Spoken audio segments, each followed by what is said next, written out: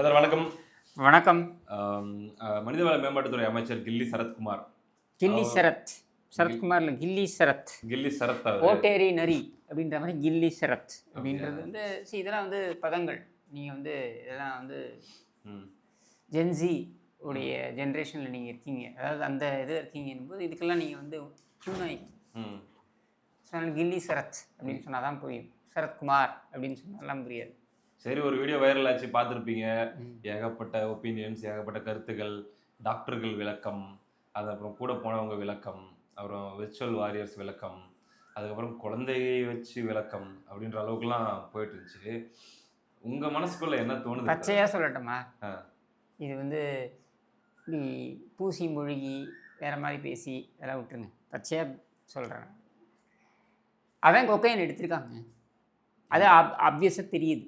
சரியா? இந்த ஜென்ரேஷனில் நீங்கள் ஆச்சரியப்படுறதுக்கோ அதிர்ச்சி அடைகிறதுக்கோ எதுவுமே கிடையாது. Because they have been expose to it.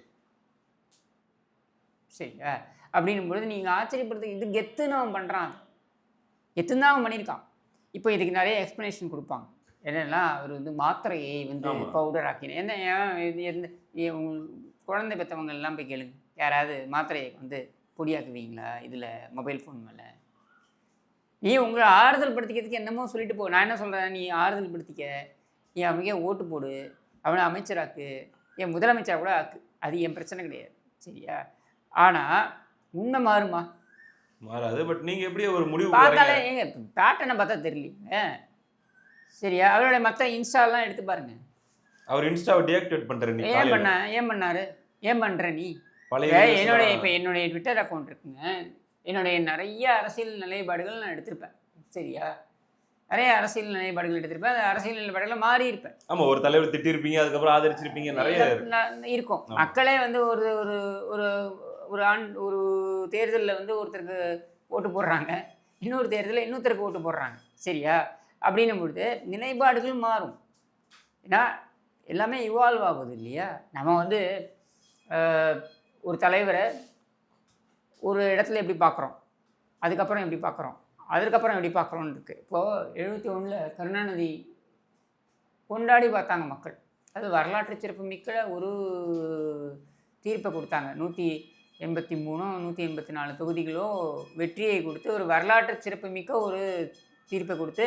ஏன்னா ஒரு இளம் முதலமைச்சர் வந்து உட்கார்றாரு. ஓகே, 45 வயதோ 46 வயதோ தான் அவருக்கு. அந்த வயசில் ஒரு இளம் முதலமைச்சர் வந்து உட்கார்றாரு அப்படின்றதுனால அவருக்கு அந்த அந்த ஒரு மரியாதையை கொடுக்குறாங்க. அது மட்டும் இல்லாமல் அவர் மேலே நிறைய எதிர்பார்ப்பு. இவர் ஏதோ ஒன்று பண்ண போகிறாரா, மாற்றம் நமக்கு ஏதோ ஒன்று கொடுக்க போகிறாரு அப்படின்னு அவரும் அதுபோல் துடிப்புடன் செயல்பட்டார். ஓகே, சரியா? ஆனால் ஒரு 3-4 வருஷத்துலலாம் அது வேறு மாதிரி ஆயிடுச்சு. இப்போ இந்திரா காந்தி அம்மையார் எடுத்துக்கோங்க. அவங்க வந்து எல்லாரும் நேருவை பார்த்தாங்க, நேருக்கு அப்புறம் லால் பகதூர் சாஸ்திரியை பார்த்தாங்க. இவங்கெல்லாம் வந்து மூத்த தலைவர்களாக இருந்தாங்க. இவங்கெல்லாம் பெரியவர்கள், அதாவது அந்த காலகட்டங்களில் ஒரு பெரியவர்கள், வயதில் மூத்தவர்கள், இவங்கெல்லாம் தான் நம்ம வந்து வழி நடத்துவாங்கன்னு இருந்த இடத்துல அந்த பீரியடில் ஒரு சேஞ்ச், ஜென்ரேஷனல் சேஞ்ச் வருது. யங் டர்க்ஸ் அப்படின்லாம் நிறைய வந்தாங்க. யார்? அதுக்கப்புறம் அதாவது குஜ்ரால், ஜார்ஜ் பெர்னாண்டஸ், இந்த மாதிரி ஆட்கள்லாம், இவங்கள்லாம் வந்து யங் டர்க்ஸ்ன்னு வந்து இவங்களுடைய தலைவியாக யாரை பார்த்தாங்கன்னா அப்போ வந்து இந்திரா காந்தி அம்மையாரை பார்த்தாங்க. ஏன்னா அவங்க ஒரு ஒரு இளமையான ஒரு நபர். யாருக்கு எதிராக நிற்கிறாங்க? அந்த காலத்து பூமர் அங்கிள்ஸ் எல்லாம், மொரார்ஜி தேசாய், என்ன இந்த மாதிரியான நபர்கள் எல்லாருக்கும் எதிராக, இன்க்ளூடிங் காமராஜ், இவங்க எல்லாருமே வயதான நபர்கள், மூத்தவர்கள் அப்படின்னு பார்க்குறாங்க. இவங்களுக்கெல்லாம் எதிராக ஒரு இளம் நபர் எதிர நிற்கிறாங்கன்னும் போது அதுக்கு ஒரு எனர்ஜி, கால சுழற்சி அவங்களையும் அப்படியே தள்ளுது. அவங்கள எனர்ஜி அப்படின்னு வராங்க. வந்த உடனே கொண்டு வந்து உட்கார வச்சதுக்கப்புறம் ஒரு சில முடிவுகள் அவங்க எடுக்கிறத பார்த்த உடனே அனுபவத்துக்கு தான் நம்ம மரியாதை கொடுத்துருக்கணும். நம்ம வந்து யங்ஸ்டர் ஏதோ ஒன்று பண்ணுவாங்கன்னு நம்ம எதிர்பார்ப்பில் கொண்டு வந்து போட்டு உட்கார வச்சுட்டோம். ஆனால் எதுவும் ஒரு இடத்துல அனுபவம் மிஸ்ஸிங் ஆகுதில்லை அப்படின்ற ஒரு எண்ண ஓட்டம் வர ஆரம்பிக்குது. அது ஒரு கட்டத்துக்கு மேலே என்ன ஆகுதுன்னா அவங்களுக்குள்ளே பிரச்சனையாகி அது ரெபெலியஸாக மாறுது. சரி, இது வந்து தவிர்க்க முடியாத விஷயம். சரியா? ஒரு காலத்தில் நான் சொல்கிறது வந்து ஒரு 71 பங்களாதேஷ் வாரெலாம் ஜெயிச்ச போது India is Indira, Indira is இந்தியான்னு சொன்னாங்க. ஓகே, துர்கா தேவின்னாங்க. கடவுள். வரேன், அதாவது அடுத்து வரேன். கடவுளுடைய அடுத்த இது அவதாரம்னே சொல்லிட்டாங்க. டெமிகாடா டெமைகாட்னு சொல்லி அது கடவுள் தான். ம். கடவுளே அவதரிச்சிருக்காங்க. துர்கா தேவி வந்து கடவுளாக வந்து அவதரிச்சிருக்காங்க, நம்மளை எல்லாரும் காக்க போகிறாங்கன்னு சொன்னாங்க. ஓகே. அதே மக்கள் 77ல் இந்திரா காந்தியை அவங்களுடைய தொகுதியிலேயே தோற்கடித்தாங்க. ஓகே. சரியா?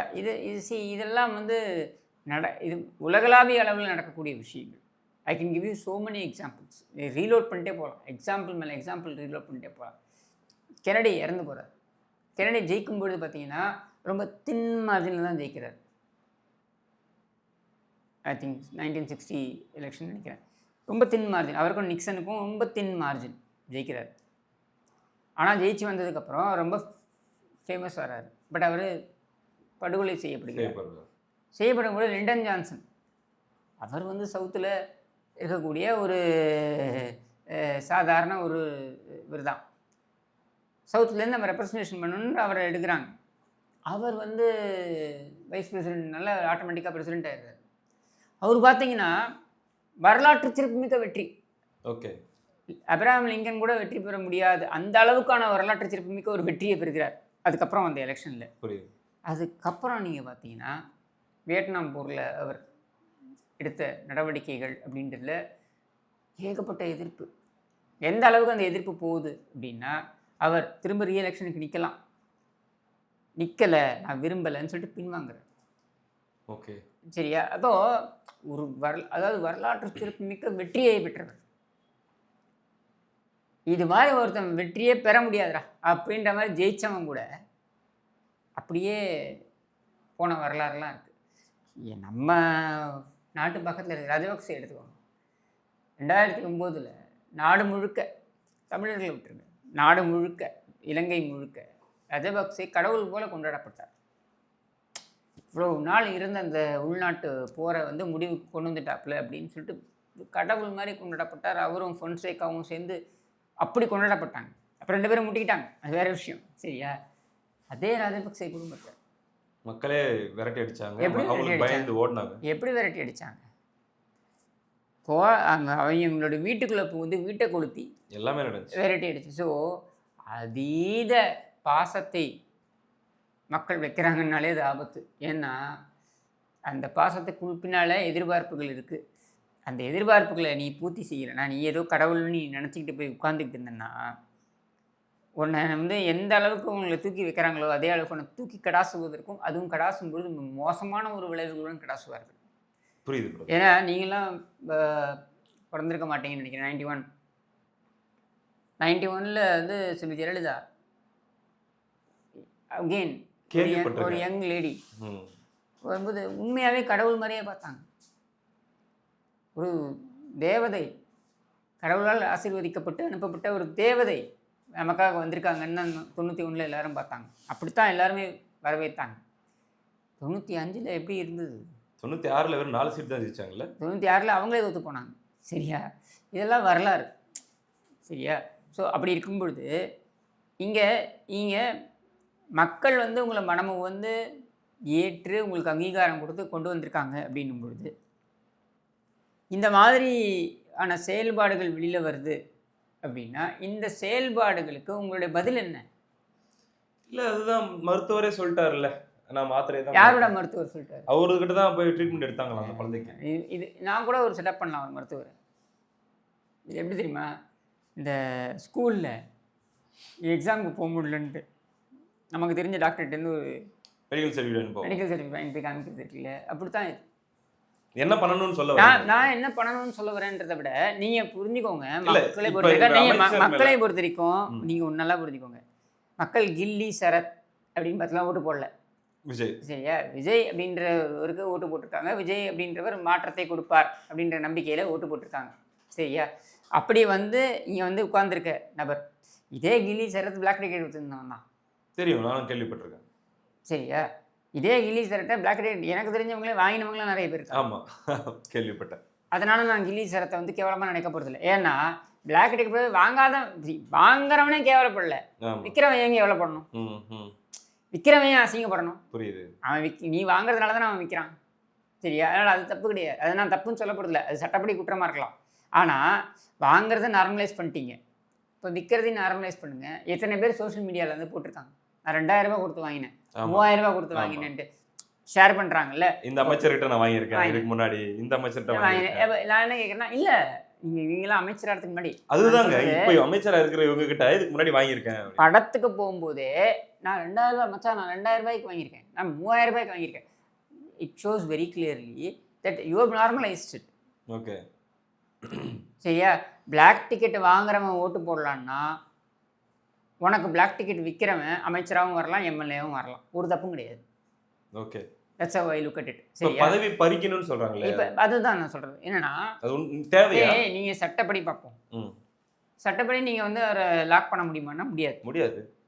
ஃபார் சிம்பிள் ரீசன், அது ஒரு ரேண்டம் வீடியோ. சரியா? ரேண்டம் வீடியோ 2 வருஷத்துக்கு முன்னாடி எடுக்கப்பட்டிருக்குன்னு வச்சுப்போம்.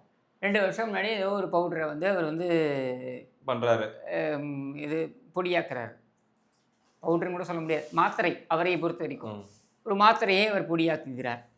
பொடியாக்குவதே பக்கத்தில் இருக்க ஒரு லேடி, அவங்க ஒய்ஃப் கிடையாது, வேறு ஒரு லேடி, அவங்க வந்து துணியை வைத்து மறைக்கிறார்கள். என்ன, நீங்கள் பார்த்தாலே தெரியும், இந்த வீடியோ பார்த்து தெரியும். சைடில் மறைக்கிறாங்க. சரியா? மறைச்சிக்கிறாங்க. இந்த பக்கம் ரூபா நோட்டை வச்சு அவர் இது பண்ணுறாரு. இந்த ரூபா நோட்டை வச்சு இந்த பேப்பரை ஹேண்டில் பண்ணுறது, இங்கெல்லாம் தான் சந்தேகம் வருது. ஏன் அப்படின்னா, இது இன்டர்நேஷ்னலி இதான் நடக்கும். ஓகே, இந்த யூஎஸ் டாலர் இருக்கு இல்லையா, அதை வச்சு ரோல் பண்ணுறது, அதை வச்சு இந்த இதை வந்து லைனாக எடுக்கிறது. லைனாக எடுக்கிறதுன்னு சொல்லுவாங்க. இந்த கோக்கைன் போன்ற போதை மருந்துகளை வந்து லைனாக எடுக்கிறதுன்னு சொல்லுவாங்க. ஒரு லைன் ஒருத்தர் வந்து இப்படியே உறிஞ்சி மூக்குக்குள்ளே ஏற்றி பார்ப்பல, இன்னொரு லைன் இன்னொருத்தர் மூக்குக்குள்ளே ஏற்றிப்போம். இதெல்லாம் வந்து அது அப்படியே பண்ணுறாப்புல. அந்த செய்கை அது அப்படியே இருக்கு. ஏன் மாத்திரையை இப்படி ஆக்குறதுன்னா இப்படி ஆக்கும், சரியா? இல்லை மொபைல் மேலே ஆக்குறோம்னா இப்படி ஆக்கும், சரியா? அதை ஏன் ஒரு லைனும் கொண்டு வர? ஓகே, இது போதை மருந்து எடுத்துக்கொள்ளக்கூடியவர்கள் செய்யக்கூடியது, சரியா? அப்போது அதை எடுத்துக்கொள்ளக்கூடிய நபர்கள் எல்லாருக்குமே தெரியும் எடுக்கிறான்ட்டு. ஓகே, ஏன் போய் சொல்கிற? சரி, இதுக்கு எதுக்கு குழந்தைய கொண்டு வந்து நீ வந்து முன்னிறுத்துற? நான் என்ன கேட்குறேன்னா, எனக்கே இங்கே மாத்திரை, நிறைய பேருக்கு மாத்திரை முழுங்க வராது. எனக்கே இவ்வளோ பெரிய மாத்திரை இருந்தால் முழுங்கிறதுக்கு எனக்கு கொமட்டிட்டு வரும். ஸோ நான் பொடி பண்ணியே சாப்பிடலாம் கூட நினைக்கலாம். சரி, அப்படி நான் பண்ண போகிறேன்னு உன் பேரை எடுத்துக்கோ. ஏன் குழந்தைய கொண்டு வர? அங்கே அந்த குழந்தையே இல்லை, குழந்தை இல்லை. அண்டு அந்த ஸ்டேடியத்துக்கு அவங்க போன நாளில் அவங்க குழந்தையோட இருந்த மாதிரி எந்த ஃபோட்டோவும் இப்போ வரைக்கும் இல்லை, சரியா? அப்படின்னும் பொழுது ஏன் இப்படி பண்ணுற? எனக்கு ஏன் முழு மாத்திரை சாப்பிட வராது. எனக்கு சின்ன வயசுலேருந்து அந்த பழக்கம். அது இது என்னன்னா, அந்த மாத்திரை அது கசக்கும். அந்த கசப்பு வந்து இந்த இடத்துல எனக்கு ஒரு மாதிரி இது பண்ணும். ஸோ எனக்கு கொமட்டின்னு வந்துடும். ஸோ நான் என்ன பண்ணுவேன், மாத்திரை பொடி பண்ணினே தண்ணியில் வைக்க பண்ணி அப்படியே முழுங்கிடுவேன் டக்குன்னு. அப்படி முழுங்கதான் நீ சொல்லிட்டு போயேன், நானே சாப்பிட்டு கூட சொல்லிட்டு போயிருக்கலாம். அதோட பிரதர் நான் வரேன் பாருங்க. இப்போ நீங்கள் சொன்ன மாதிரி இதில் டிஃபெண்ட் பண்ணுறதுக்கும் அவருடைய குழந்தைய எடுத்துகிட்டு வராங்கன்னு சொல்லி ஒரு விஷயம் வருது. அதோட கொடுமை, ஒரு 10-10:30 மணிக்கு நைட்டு பார்த்தீங்கன்னா, ஒரு 5 வயசு 6 வயசு ஒரு சின்ன பெண் குழந்தைய வச்சு எவ்வளோ கட்ஸ் இருக்குன்னு நீங்கள் பார்த்துருப்பீங்க. அது வந்து மாத்திரை 81 கட்ஸ், அது ட்ரக் அப்படின்ட்டு வேர்ட் பை வேர்ட் சொல்லி கொடுத்து, அதுக்கு பின்னாடி கத்தி படத்துடைய புரட்சி பிஜிஎம் போட்டு அதை ரீல் ஆக்கி அந்த ஈகோ சிஸ்டம் திடீர்னு இறக்குது. ஆக்சுவலி பார்த்தீங்கன்னா கடைசி ஆயுதமா அது? ஆக்சுவலி பார்த்தீங்கன்னா இதை வந்து கம்ப்ளைண்ட்டாகவே கொடுக்கலாம், மத்திய அரசு கிட்டே கொடுக்கலாம். குழந்தைகள் நல வாரியத்தில் கம்ப்ளைண்ட்டாகவே கொடுக்கலாம். குழந்தைகளை வந்து இந்த மாதிரியான விஷயங்களுக்கு பயன்படுத்தவே கூடாது. ஒரு போதை மருந்து ஒருத்தன் உட்கொண்டான் அப்படின்னு ஒரு குற்றச்சாட்டு வந்து அதை அவன் பார்த்துக்க வேண்டியது. அது போதை மருந்து குழந்தைக்கு தெரியுமா என்ன போதைன்னா என்ன தெரியுமா, மருந்துன்னா என்ன தெரியுமா? கரெக்டு. இது நம்ம சூப்பர் சிங்கர்லாம் பார்த்துருக்கோம் தெரியுமா? நான் கேள்வியே கேட்டிருக்கேன். இந்த மால்குடி சுபா, அப்புறம் இன்னொரு 4-5 பேர், அவங்க கூட வருத்தப்பட்டிருக்கலாம். இவங்கெல்லாம் கேள்வியே கேட்டிருக்கேன். இவங்கெல்லாம் உட்காந்துக்கிட்டு ஜட்ஜு பாட்டு என்ன தெரியுமா, ஆசையை காத்துல தூது விட்டு பாட்டு. ஓகே, அந்த டியூனோட அந்த ஃபீலிங்ஸோட பாட்டு. 8 வயசு குழந்தை. இவங்க சொல்கிறாங்க, ஏம்மா நீ கொஞ்சம் உணர்வோடு பாடணும்மா. 8 வயசு குழந்தைக்கு என்ன உணர்வு? ஆசையை காத்துல தூது விட்டுன்றதுக்கு 8 வயசு குழந்தைக்கு என்ன உணர்வு இருக்கும்? புரியுது. இப்போ உணர்வோட பாடணும்னா என்ன சொல்ல வரீங்க நீங்கள்? ஒரு குழந்தையோட இன்னசென்ஸை கெடுத்துறீங்க நீங்கள். ஒரு புக்கில் படித்தேன் நான். ஒருத்தர் எழுதியிருப்பார், ஒரு ஆத்தர் அவர் எழுதியிருப்பார். என்ன சொல்லுவார்னா, வாழ்க்கையில் நான் ரொம்ப கொடுமையாக நினைக்கிறது என்ன தெரியுமா? ஏழ்மையோ இல்லை மற்ற விஷயங்களோ கிடையாது. ஒரு குழந்தை அதோட இன்னசென்ஸை இழக்குது பாருங்க. அது மாதிரியான ஒரு கொடுமை வந்து என்றைக்குமே அது மாதிரியான கொடுமை இந்த உலகத்தில் எதுவுமே கிடையாது அப்படின்ட்டு. ஒரு குழந்தை ஒரு பிஸ்கெட்டுக்காக ஆசைப்படுது. அதுக்கு அந்த பிஸ்கெட்டை வாங்கி தர முடியாத ஒரு நிலைமையில் அவங்க அப்பா இருக்கும்பொழுது, அவங்க அப்பா முடியாது கண்ணா அப்படின்னு சொல்லும்போது அந்த குழந்தைக்கு ஒரு டிசப்பாயின்மெண்ட் இருக்குது பாருங்க, வலி இருக்குது பாருங்க. அது மாதிரி ஒரு கொடுமை வந்து இந்த உலகத்தில் கிடையாது அப்படின்னு சொல்லிட்டு ஒரு எழுதியிருப்பார்.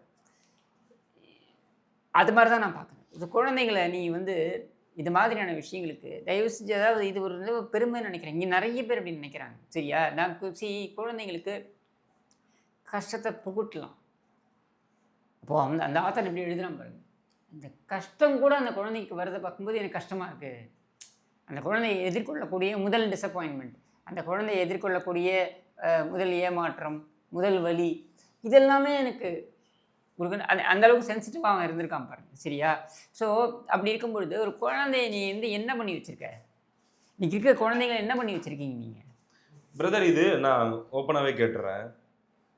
குழந்தைங்க கிட்ட நேரடியாக ஓட்டு கேட்டார் இன்னைக்கு முதலமைச்சராக இருக்கக்கூடிய விஜய் அவர்கள். அவருடைய பிறந்த நாளுக்கு குழந்தைகள் தான் குறிவைக்கப்பட்டார்கள், குறிப்பாக எல்லா பள்ளிகளிலும்.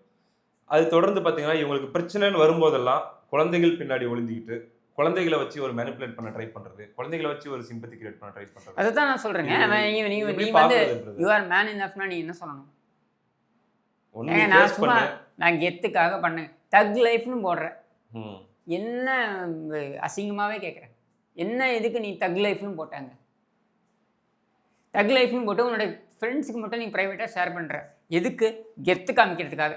சரி, நான் உனக்கு பெனிஃபிட் ஆஃப் டவுட்டே கொடுக்குறேன். நீ சும்மா ஒரு சாதாரண பவுடரை வச்சு கூட நீ பந்தா காட்டுறதுக்காக பண்ணியிருக்கேன்னு வச்சுப்போம். அதையே சொல்லிட்டு போ, அதை சொல்லிட்டு போ. எதுடா உன் பொண்டாட்டியை வந்து அவன் பரிதாபமாக மூஞ்சி வச்சுக்கிட்டு, அந்த குழந்தை பாவம் அதை மூஞ்சி அதுக்கு என்ன எதுக்காக இருக்கவும் கூட தெரியல, அதை வச்சுக்கிட்டு எதுக்கடா இதெல்லாம் பண்ணுறீங்க?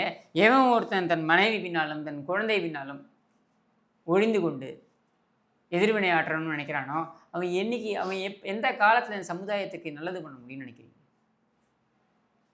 சத்தியமாக செய்ய முடியாது. இல்லை, நான் வந்து அதான் சொல்கிறேன். விஜயை பொறுத்த வரைக்கும் அவருடைய அரசியல் என்னென்ன கடைபிடிக்கிறாருன்றதுக்குள்ளே நான் போக விரும்பலை. ஏன்னா இந்த விஷயம் வந்து அவருடைய அரசியல் சார்ந்தது கிடையாது. இந்த விஷயத்தை பற்றி நான் பேசலை. பொதுவாகவே அந்த குழந்தைகளை மையப்படுத்தி பேரண்ட்ஸை மேனிபுலேட் பண்ணுற ஒரு விஷயம்ன்றது. நீ குழந்தைங்க ஏன் மேனிபுலேட் ஆகிறாங்கன்னா இன்றைக்கி ஜென்ரேஷன் குழந்தைங்க எல்லாம் இந்த மாதிரி வளர்த்து 2 ஜென்ரேஷன் குழந்தைங்கள இப்படி வளர்த்து வச்சுருக்கீங்க. இதான் இங்கே பிரச்சனையே. சரியா? இப்போ நம்ம இப்போ இதை சொன்னால் அது பூமர் தனமாக இருக்கும். நான் இந்த டிஸ்கஷன் ஆரம்பிக்கிறதுக்கு முன்னாடி கூட சொன்னாங்க, இது பூமர் மாதிரி இருக்கும் பிரியகுமார்.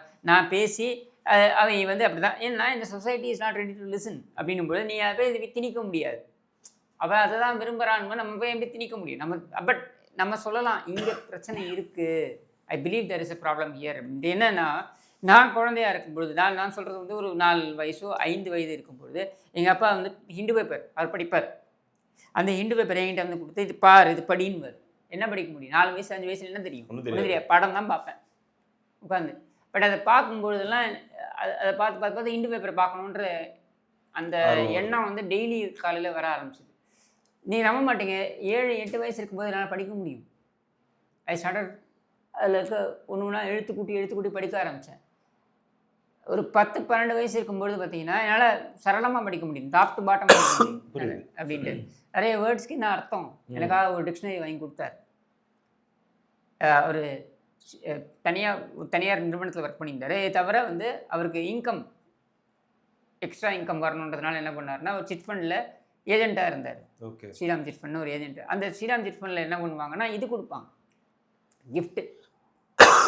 என்ன கொடுப்பாங்கன்னா, இப்போல்லாம் தான் கிஃப்ட்னா டிஃபன் கேரியர் அது இது அப்போவும் அந்த மாதிரி கொடுத்தாங்க. ஆனால் அதை விட முக்கியமாக என்ன கொடுத்தாங்கன்னா, ஸ்ரீராம் சிட் ஃபண்டில் கொண்டு வந்தாங்கன்னா என்சைக்ளோபீடியா. ஓகே. அந்த புக்ஸ் எல்லாம் வீட்டில் கொண்டு வந்து வச்சுருப்பார். இந்த புக்கெல்லாம் விடாமல் படிப்பேன். அவர் படின்னு சொல்லலை, ஆனால் அந்த புக்கை பார்த்த உடனே எனக்கு ஒரு இன்ட்ரெஸ்ட்டு. ஏன்னா அந்த பேப்பர் படிக்கிற இன்ட்ரெஸ்ட் இருந்ததுனால அதுலேருந்து அது எக்ஸ்டெண்ட் ஆச்சு. படிப்பேன். படிக்கிறது முழு நேரம் வேலையாக வச்சுருந்தேன். சரியா? எதுக்கு இதை சொல்ல வரேன்னா, இதெல்லாம் இன்ட்ரெஸ்ட் எங்களுக்காக கொண்டு வரப்பட்டது. மாலினி பார்சாரதி ட்விட்டரில் இந்துவோடைய நிறுவன தலைவர்களில் ஒருத்தராக இருக்கக்கூடிய மாலினி பார்சாரதி அவங்க சொல்லியிருக்காங்க.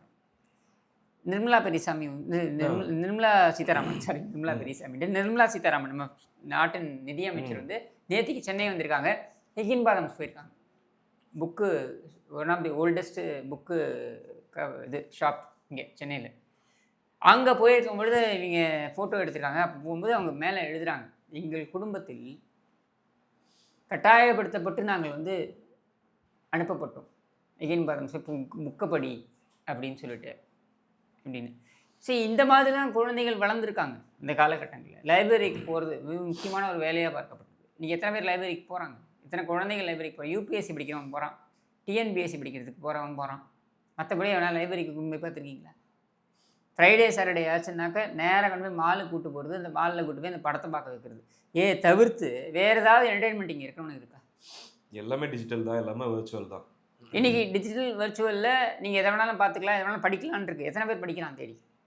தேவையானதை எத்தனை பேர் படிக்கிறான்? ஆனால் இன்றைக்கி நீங்கள் எடுத்து பார்த்தீங்கன்னா குழந்தைகள் அத்தனை பேருக்கும் ஒரு விதமான ஒரு விதமான பேட்டர்னை பார்க்க முடியுது. இவங்க சொல்கிறாங்க இல்லையா, சிட்டியில் மட்டும் ஜெயிக்கிறாங்க.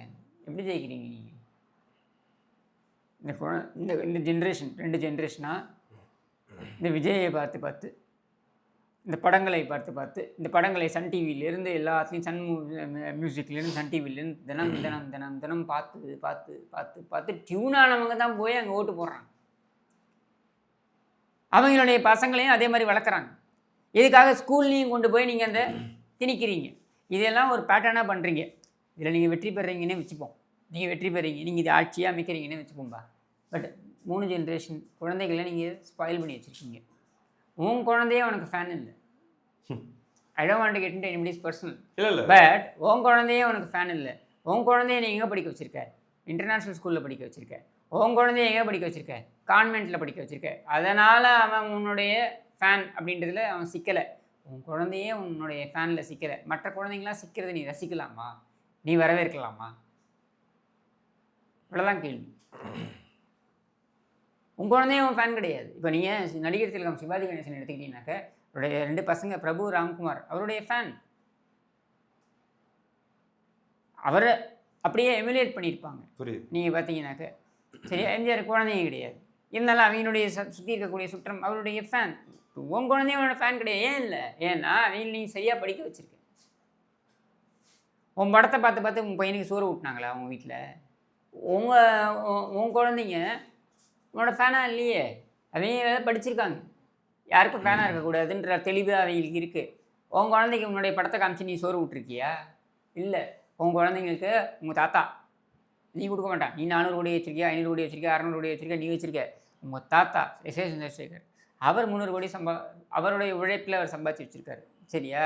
அது அவங்களுக்கு தான் வரப்போகுதுன்னு அவங்களுக்கு தெரியும். அதனால் அவங்க சுதந்திரமாக இருக்காங்க. இது எதுவுமே இல்லாத குழந்தைங்க என்ன பண்ணும்? உன் படத்தை பார்த்துக்கிட்டு நீ பண்ணுற ஆக்டெல்லாம் பார்த்து அவங்களையும் அதை மனசுக்குள்ளே ஏற்றிக்கிட்டு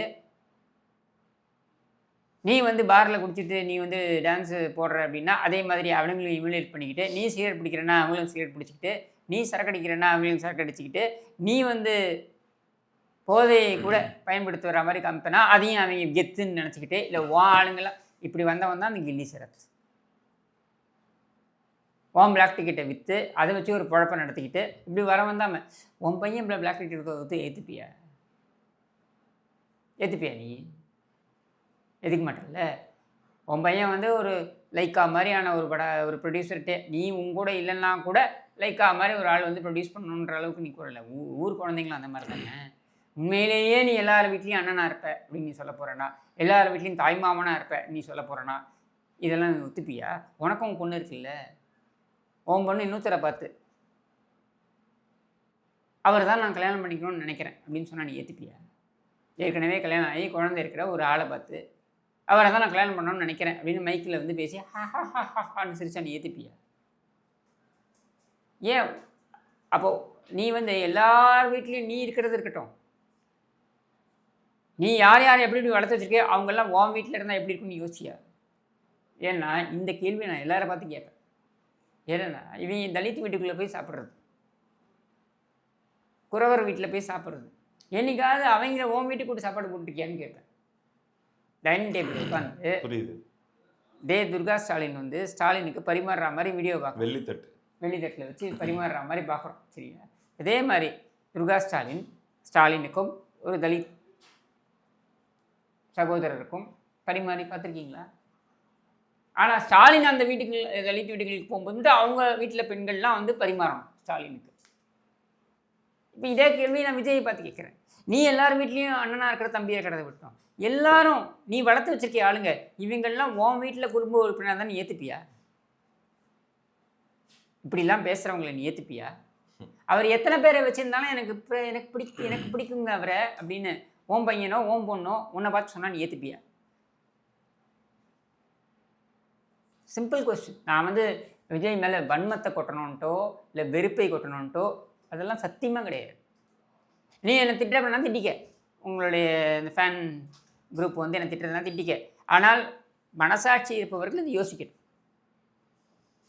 தெரியுது, பார்ப்போம். சிந்திக்கிறவங்க சிந்திக்கிட்டோம். நான் எல்லாத்தையும் சொல்லுவேன், அடிக்கடி சொல்லுவேன், என்ன வேணா இருக்கட்டும், பட் ஃபேமிலி ஃபர்ஸ்ட் அப்படின்ட்டு. நம்ம வீட்டில் இருக்கிறவங்க தான் நமக்கு முக்கியம். அதுக்கப்புறம் தான் எதுவாக இருந்தாலும் யோசிக்கிறவங்க யோசிக்கிட்டோம். பிரதர், உங்களுடைய நேரத்தை செலவிட்டு உங்களுடைய கருத்துக்களை பகிர்ந்துட்டு ரொம்ப நன்றி.